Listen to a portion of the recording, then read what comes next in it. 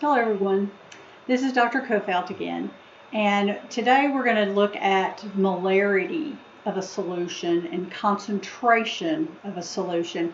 Molarity is one of the most common ways that we express concentration in the labs, and then we're also going to look at how we can make a diluted solution and calculate what it's going to take to do that.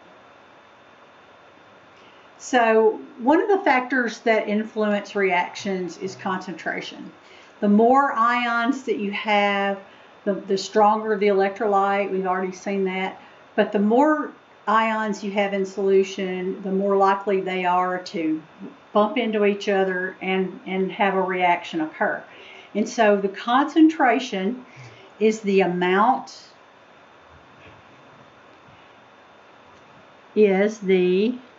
get my pen, is the amount of solute that's dissolved in a certain quantity of solvent or of the whole solution.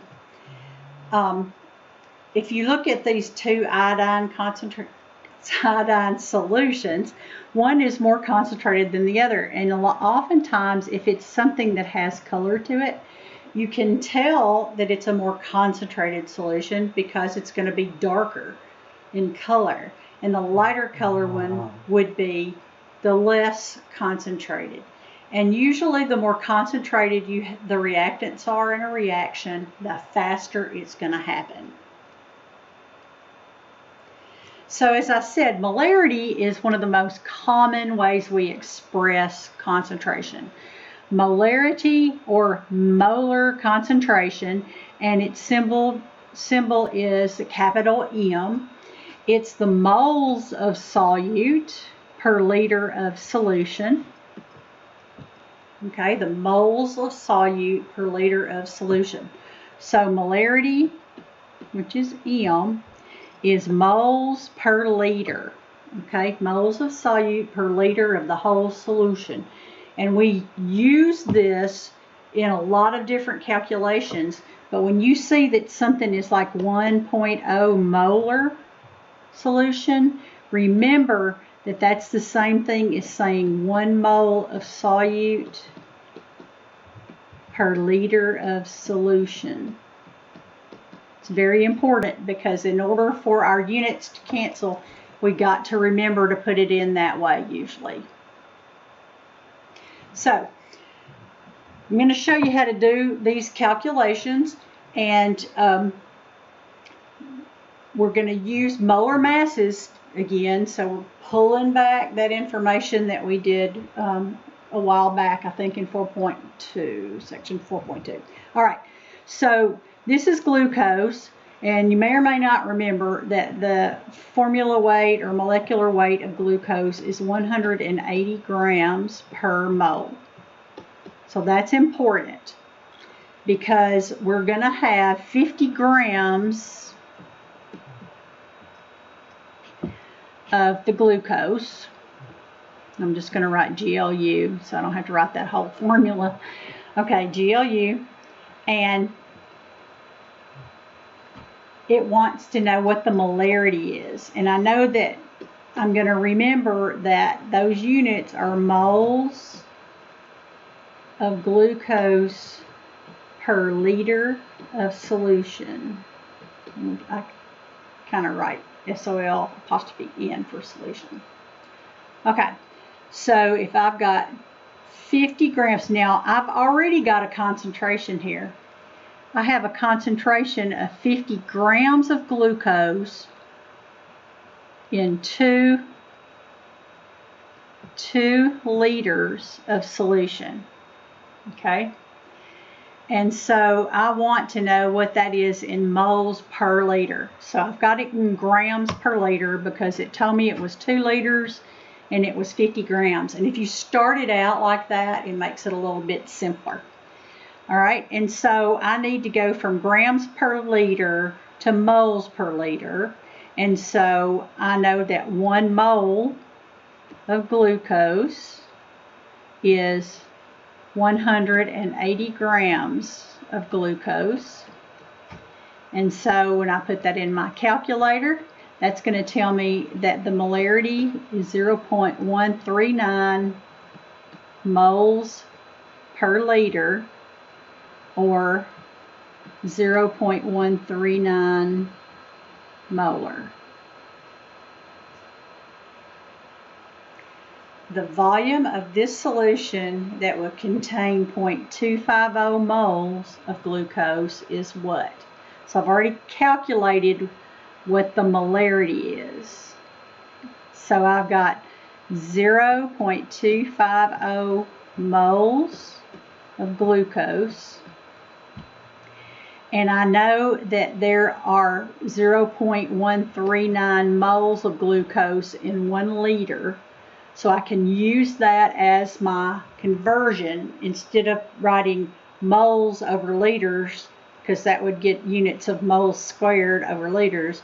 I know that I've got to get rid of moles of glucose, and that is my clue that I'm going to have the 1 liter over 0.139 moles, because then that will cancel moles. That will give me liters.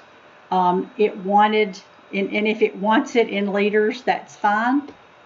It didn't tell me, so I'm going to assume 1.7986 liters, which, if I round that to the correct significant figures, is going to be 1.80 liters. So it would take 1.8 liters to have 0.250 moles. So the part C is the number of moles of glucose in 0.5 liters of this solution. So these are just different ways you can manipulate molarity. So I've got to start with what I could measure, which is 0.500 liters of the solution. And if I know the molarity, it's 0.139 moles per 1 liter. And that's going to be 0.0695 moles of glucose. So molarity is a handy thing, and it's real handy to be able to use that in conversions. And there's your practice. And those are similar to what we just did. Okay, so another important thing about concentration is that I can cut it or dilute it by adding more water to it. And so when I dilute, I am preparing a less concentrated solution from a more concentrated solution. So if you remember my iodine example, I'm going to take that really concentrated dark iodine, I'm going to add some more of my solvent, in this case water, and I'm going to end up with a less concentrated solution. Okay? Dilution changes the concentration of a solution. It does not change the number of moles of solute in solution. It is not a reaction. Okay? All it is I'm just adding water to it. Just like if you were making sweet tea at home and it was way too sweet, you could add water to it, or maybe some tea water, without sugar to make it less sweet. And so you're just cutting that, some people call it, or diluting that to make it less sweet. And that's just exactly what we do here.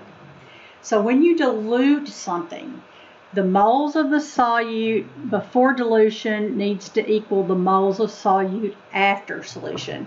So the formula for that is the molarity of the concentrated solution times liters of the concentrated solution is equal to the molarity of the diluted solution times liters of the diluted solution. Now, I'll tell you this, it can either be molarity times liters equals molarity times liters, or as long as you're using the same units, you can do milliliters, because that's a lot of times what we are measuring in, right? Oop, that should be, sorry, diluted. So molarity of diluted times milliliters of the diluted. And so you can use either one as long as you're consistent and you got the same units on both sides of that equal sign. So what volume of a 12 molar HCl solution in a common laboratory stock, and stock solution is usually, we prepare those, they're more stable if they're very concentrated, and so we make up our working solution, which is the diluted solution, to work with in the lab. So 12 molar hydrochloric stock solution must be used to prepare 250 milliliters of a 0.125 molar solution. All right, so this is my concentrated, this is my diluted, so I've got to make sure that I keep the right things together. So MC times, and I'm in milliliters, so I'm going to keep it in milliliters, times milliliters of concentrated equals molarity of the dilute solution times milliliters of the dilute solution. So molarity of my concentrate is 12 molar HCl, and I'm just going to put in parentheses to multiply, okay, times milliliters equals molarity of my dilute solution, which is 0.125 molar HCl, and I'm making up 250.0 milliliters. So I want to get the stock milliliters by itself, so you divide by both sides by the 12 molar, which causes that to cancel, and 12 molar over here. All right, then that's going to cause molarity HCl to cancel, and that's going to leave us with milliliters. So milliliters equals 0.125 times 250 divided by 12, and that should give us 2.60 milliliters of the 12 molar HCl. So I'm going to put 2.60 milliliters of that concentrated hydrochloric acid in 250 milliliters. So what am I doing? Let me draw it.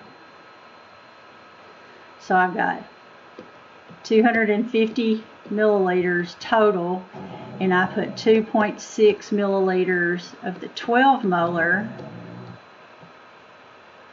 into that total volume, so that the total volume is 250 milliliters of the 0.125 molar. I hope that makes sense. There's your practice. And our final part in this acid-base discussion is going to talk about acid-base titrations, and that's how we can find the concentration of an unknown material.